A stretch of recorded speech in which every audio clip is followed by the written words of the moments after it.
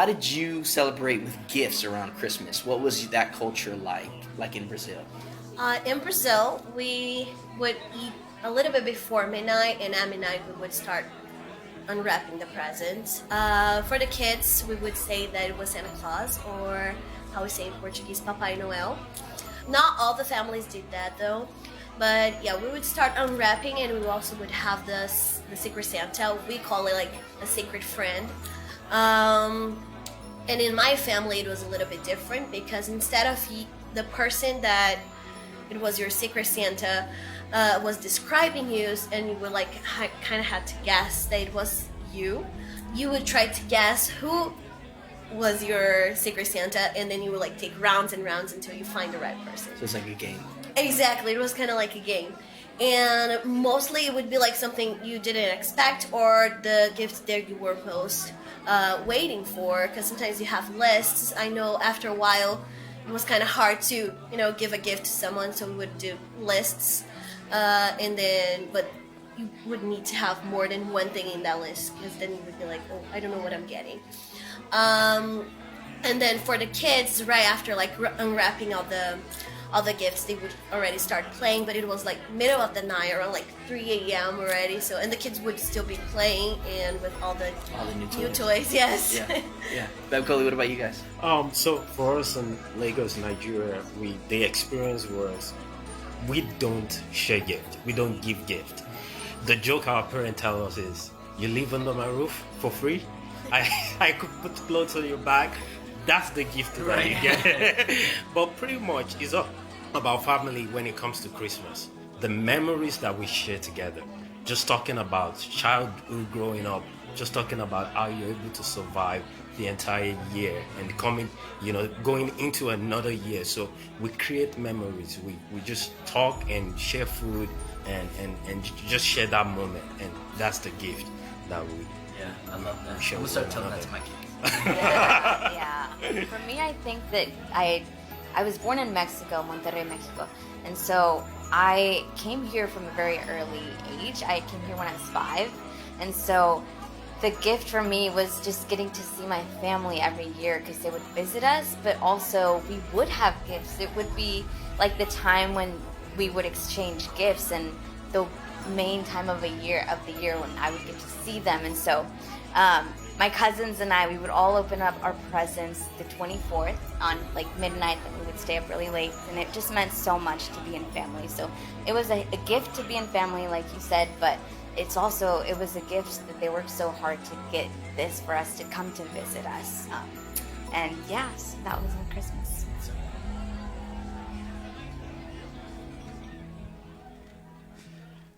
Well, Merry Christmas. We're so glad that you're here. My name is Eric. I'm the campus pastor. And I don't know if you were inspired by some of these cultural traditions, but I never got to open on Christmas Eve. I don't know about you. How many of you open a gift on Christmas Eve? All right. Some of you kids are kind of elbowing mom and dad. Like, can we do that? Can we do that? We did not get to do that. And we actually did something a little bit different. I don't know of any others that have done this. I've shared this before, but there were a few years, especially in my teen years, where I would wait to open the biggest box till last. I don't know about you, but I have a strategy every year. And one year my brother did that, and he opened it up, and he was so disappointed because it was a gift he'd been given the year before. But my parents didn't feel like he wore it enough, so he got it again. Or one time I got duped. I saved the biggest till the end, opened it up, and it was a coat I'd been wearing for 3 months. And my dad said, remember, I told you this is part of your Christmas gift. So we give gifts at Christmas, really celebrating God's gift to the world. We're remembering God's gift to us in Jesus. And God's gift to the world can be really misunderstood. Now, some of us are here and we're singing out and we're just celebrating the birth of Jesus. But others of you, you're here and that is your gift to your family. You've come as a way to say, okay, I'll come, I'll go, but only at the 2 o'clock because the game's at 3:30. That's right. I was wondering why it was so full at first. But you might be here and wondered, the gift of a baby born in a manger, God's son, I mean, even if it is true, what good is that? How does that even help me today? Or maybe for you, it's kind of like receiving a present from someone in your family, and you open it up, and it's 100 free sessions to see a therapist. And what do you say to that? Thank you? You know, I didn't know I needed a therapist, but I guess you think I do, right? It's an expensive gift. Do you even want it? See, some of us see God's gift of Jesus that way. But I want us to think about it in a different way. Because truth be told, if every one of us in this room would be honest, we could all use some guidance. We don't let on because the world tells us like to act like we've all got it figured out, but we all look for guidance. We want guidance to figure out how to pass that chemistry test. We want guidance to know how to raise our kids, to figure out this relationship, to find the right person, to discover our purpose, to find contentment, to learn how to really truly forgive and move on, to fix the mess that we're in. Wouldn't it be great if we could just ask for that perfect guidance? Just put it on Santa's wish list and find it wrapped up under the tree for Christmas. Wouldn't it be cool if they sold perfect guidance at Barton Creek Mall? Guidance in a box, right? A guidance memory chip. I'd pay all I have if I could buy that for my kids, my nieces, my nephews, all now young adults. Perfect guidance so they would have everything they need in life for making wise choices, developing strong character, fulfilling their purpose, and discovering the tenacity to endure the hardships of life. But wouldn't it be a tragedy if I saved up all I had, went to the crazy busy Barton Creek Mall and bought perfect guidance, had it all wrapped up, put it under the tree, and then they opened it and could care less, never accessing it, never going to it, so distracted by all the other toys and gifts that they never saw the gift that it was. See, one of the very first messages about Christmas wasn't about a baby born in a manger. It was about guidance, God's perfect guidance given to us as a gift. See, the first message of Jesus, and Christmas, I should say, didn't actually come to shepherds watching over the sheep that first night. The first Christmas tidings were sent thousands of years before Jesus was born. There were prophets delivering 60 Christmas cards from God from generation to generation, foretelling of this one who would come, who would be born, who would come to rescue us. In fact, in the very first few pages of the Bible, after the fall of humanity, God promised that one day someone would come to crush evil, the snake crusher. There are actually 300 references in the Hebrew scriptures to the Messiah, the anointed one, or in Greek, the Christ, who would come to rescue all of humanity. But I want us to spend a little bit of time in one in particular, maybe the most famous of all these prophecies, written 680 years before the first Christmas. Isaiah writes these words in chapter 9. In the future, God will honor Galilee of the Gentiles by the way of the sea along the Jordan. The people walking in darkness have seen a great light. On those living in the land of the shadow of death, a light has dawned. For to us a child is born, to us a son is given, and the government will be on his shoulders. And he will be called Wonderful Counselor, Mighty God, Everlasting Father, Prince of Peace. Of the increase of his government and peace, there will be no end. See, one of the first announcements of Christmas came 680 years before Jesus was born. And it was this promise of a child born to us, a son who would be given. A gift to those who stumble in the dark and need a light to guide them. A gift to those who want a leader, not another corrupt human leader, but one that will lead us in a way that brings God's kingdom ways to rule in our hearts. This government, this new kingdom is invisible and is transformative. Do you realize that's what Christmas is actually all about? The God who created you, who knows you by name, who knows you better than anyone else, who knows your thoughts, understands you, loves you more than any earthly father or mother could. He is with you and wants to lead and guide you. The gift of God waiting for each of us is, will you open this gift of guidance? Comes in the context of relationship. Just as Isaiah foretold, Jesus was born a child. He lived and did his ministry in Galilee. And he would also become a wonderful counselor. Wouldn't you love to have a wonderful counselor? I mean, there are a lot of great counselors out there. In fact, counsel's not hard to find. Millions of people make their living offering counsel. And there are career counselors, spiritual counselors, psychologists. There are life coaches and executive coaches. And I highly recommend coaches and counselors. But it can never quite be enough. See, no human can actually be that perfect father figure, that mother role model, that spiritual guide that we all need. No one can actually be the wonderful counselor to you and me, because no one really knows us like the one who created us. Even human guides and mentors and counselors, even the best,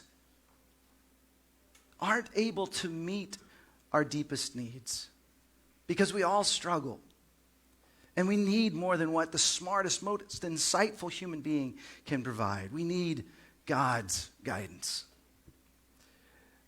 A professor out of Wheaton College named Jerry was speaking at Oxford University.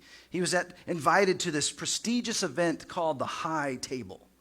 It was one where they actually all wore their regalia. Have you ever seen professors wear all their robes and all the other things they wear? I don't even know what they're called. And so it's this very stuffy dinner table, and this guy Jerry, a Christian, was sitting next to a professor of history. And knowing that he was from Wheaton, a Christian college, she asked him, "Why are you a Christian?" He didn't want to get into a debate in this setting, and so he said, "Because I'm aware of my failure and deficiency in my heart. I follow Jesus because God demonstrated through him that he loves me and forgives me and will lead me and guide me. And I need his guidance. That's why." And she said, "Well, I can appreciate that, but that's not my issue." And Jerry said, I think I understand what you mean. I mean, I became a follower of Jesus, and it took me about 3 weeks to become perfect." She burst out laughing, as well as others that were listening in on their conversation. And he said, "You see, your laughter betrays you. We just met. You don't know me, but you know that my statement is nonsense. You must understand, either by history or by awareness of your own heart, that no one is perfect." And she said, "Well, you got me there."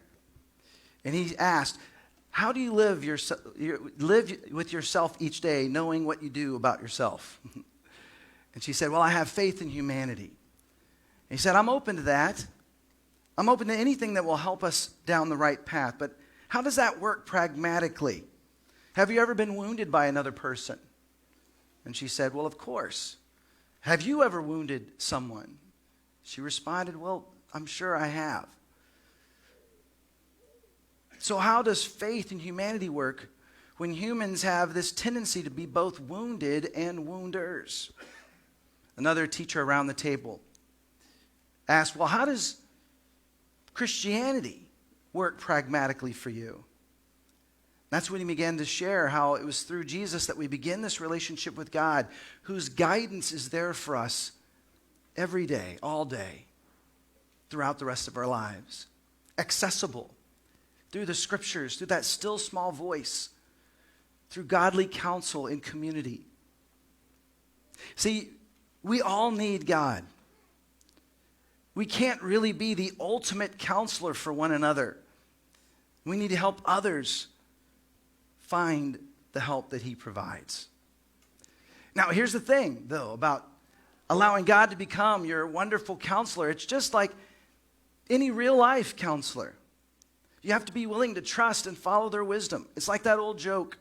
How many therapists does it take to change a light bulb? One. The light bulb has to want to change. right?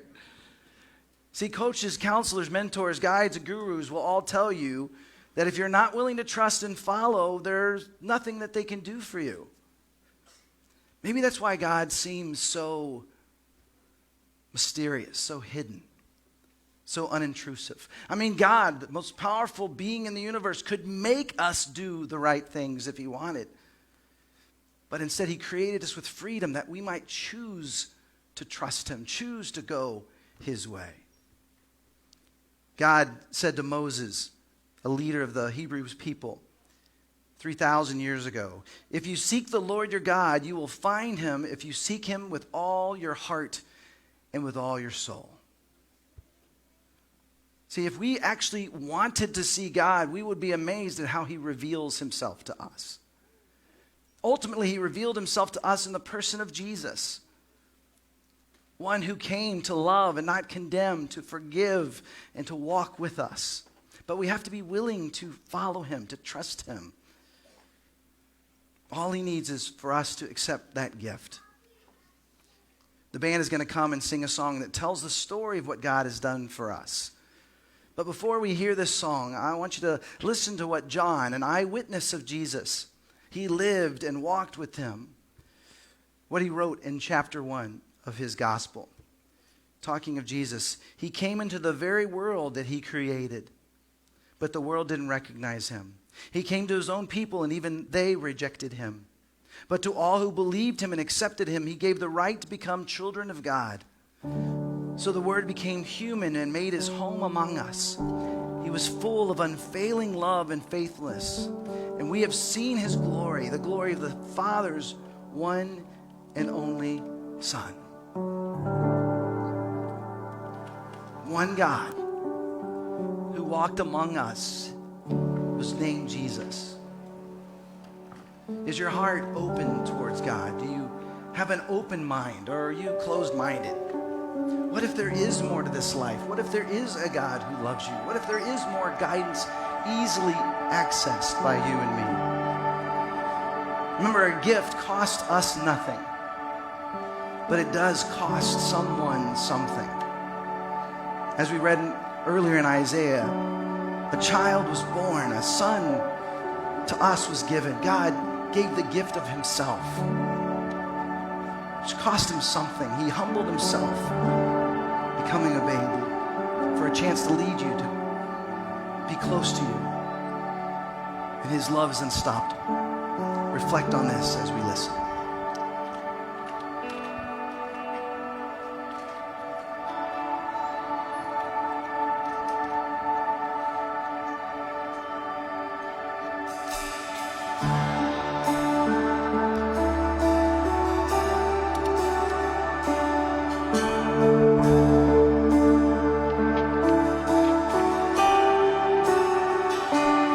In the darkness, we were waiting without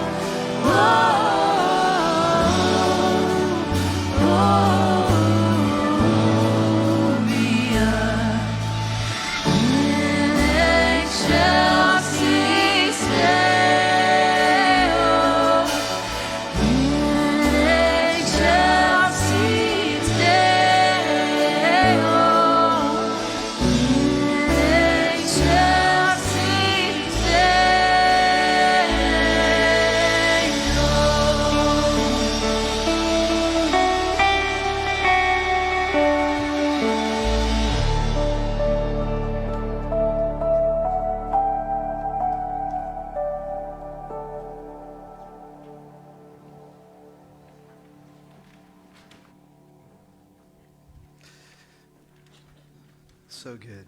Gloria in excelsis Deo. It's Latin for the phrase, glory to God in the highest. It's what the angels sang when Jesus was born.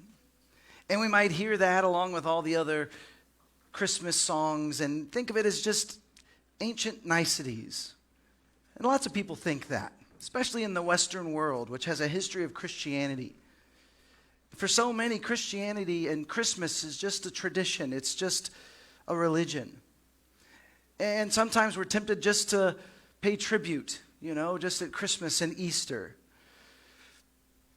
But I want you to know there were many of us in this room that were at one point in our lives skeptical that this could be true. And too often we don't just really think we need God, or we already know what we want. We think we know how to get it, and so we don't need his guidance. But life has a funny way of waking us up to reality, though. Many of us who were skeptical at one point had something happen that helped us realize things weren't always going to go our way. For me, what opened my eyes to the possibility and hope that there was a God, that there was more than what I was experiencing in life, was when my grandfather died. But see, God promised that if we seek after him, he will reveal himself to us. The mighty God, who alone stands outside of time and history, would enter life with us because he wants a loving relationship with us. John, the eyewitness of Jesus, continues in his gospel, chapter 1. He says, the law was given through Moses, but God's unfailing love and faithfulness came through Jesus Christ. No one has ever seen God, but the unique one who is himself God is near to the Father's heart, for he has revealed God to us. See, we can't see the God who exists beyond time and space, but if you look with an open mind, you actually can start to see him everywhere. And it's amazing how this mighty God confirmed Jesus' arrival. The prophet Daniel, writing 500 years before the birth of Jesus, told us when the Messiah would come and what he would do. Written in 522 BCE, Daniel 9 says this, know and understand this, from the time the word goes out to restore and rebuild Jerusalem until the anointed one, the ruler, comes, there will be 7 sevens and 62 sevens. In other words, 483 years. The anointed one will be put to death and will have nothing.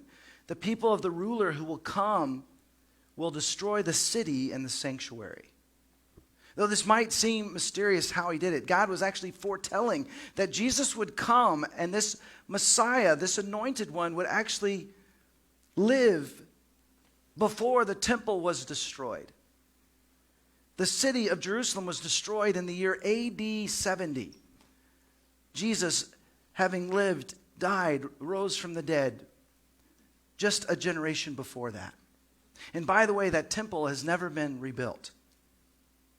See, when I took the time to seek after God, I kept finding God everywhere. He continues to amaze me, the way he listens to our prayers, the way he is there for us in the midst of hard times, giving us the peace through others, through a scripture, a lyric, and a song.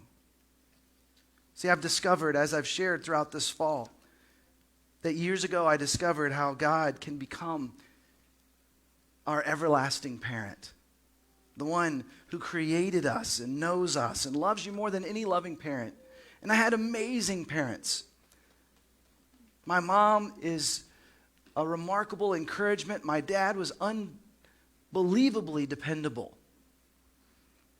But even as we said goodbye to him this fall, I was so grateful because one of the greatest things he ever did was point me to my Heavenly Father. That's what I'm trying to do with my kids, with my nephews, my nieces, those in my life I care for. Because ultimately, people cannot meet our greatest needs. Only God can do that. So you can look backwards and see at God, our Heavenly Father. He never missed a ball game.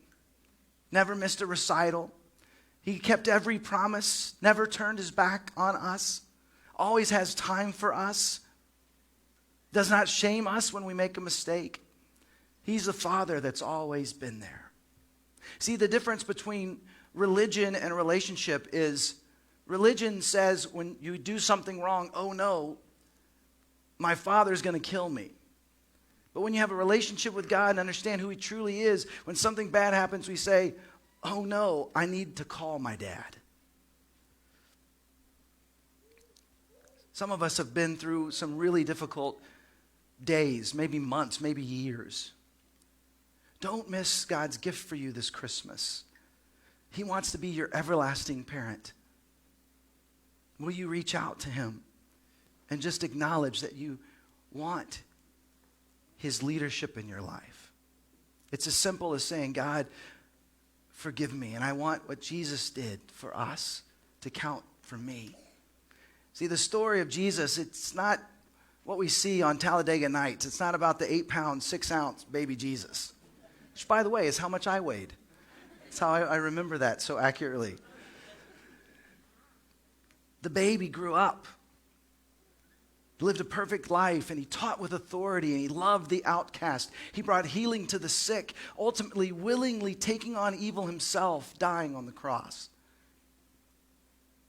But his love was stronger than death, rising on that third day.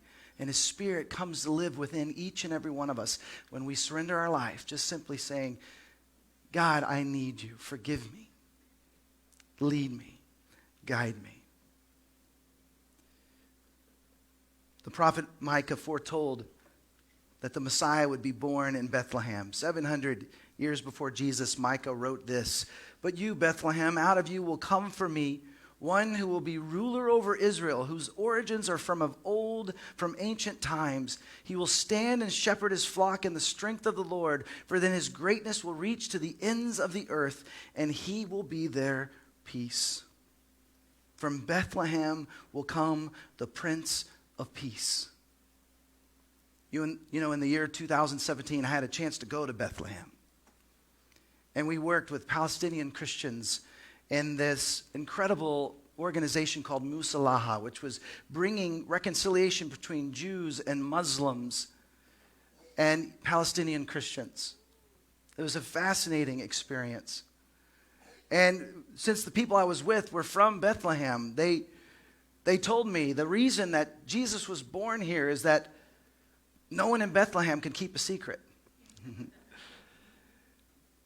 But in Bethlehem, there's a wall separating the Palestinian people and the Israeli people. There's not a lot of peace in Bethlehem. There's not a lot of peace where we live. See, the kind of supernatural peace that God offers is a peace that comes from within, that transcends the darkness all around us. Jesus said in John 14, "I am leaving you with a gift, peace of mind and heart, and the peace I give is a gift the world cannot give." See, God's gift of peace is not external, it's internal, a peace that permeates within our spirit, a peace that we bring with us everywhere we go when we allow him to lead and guide us. See, Jesus said this as recorded in Matthew 11, "Come to me, all you who are weary and carry heavy burdens. Let me touch you because I am humble and gentle at heart, and you will find rest for your souls." See, the greatest gift that God gives to us is a relationship with him, and the fruit of that is peace, guidance, and joy. See, Christmas reminds us of that. In this season, we want to help you discover all that God has created for you. See, our church is a place where no perfect people are allowed. That means you're all welcome here. We're all welcome here. You don't have to pretend that you have it all together. You don't have any struggles or failures. God just wants our honesty. And this open and honest community is a beautiful place that creates the space. So in the new year, make growing spiritually a priority, and we want to help you do that. Last story. In 1847, a local French priest asked a friend of his, a poet named Placide Cappeau de Roquemaire, to write a poem for Christmas Mass. And the man took this very seriously and wrote Cantique de Noël. And he asked his friend Adolphe Adam to add music to this beautiful poem. And the song actually became incredibly popular in France. And it was sung at many Christian services for Christmas. But when it was discovered that Placide considered himself an atheist and that Adam was Jewish, the French church would no longer allow the song to be sung in masses. A decade later, an American writer named John Sullivan Dwight saw something in the song that moved him beyond just the story of the birth of Christ, but what the birth of Christ could do in our hearts and in the world. Dwight, an abolitionist, was captured by the third verse that says, "Truly he taught us to love one another. His law is love and his gospel is peace. Chains shall he break, for the slave is our brother. And in his name all oppression shall cease." He published this English translation of "O Holy Night." And it quickly became incredibly popular across America, especially during the Civil War. And it's become one of the most popular classical Christmas songs of all time. Later, in Christmas Eve of 1906, a man named Reginald Fessenden was 33-year-old university professor and former chief chemist for Thomas Edison, did something long thought impossible.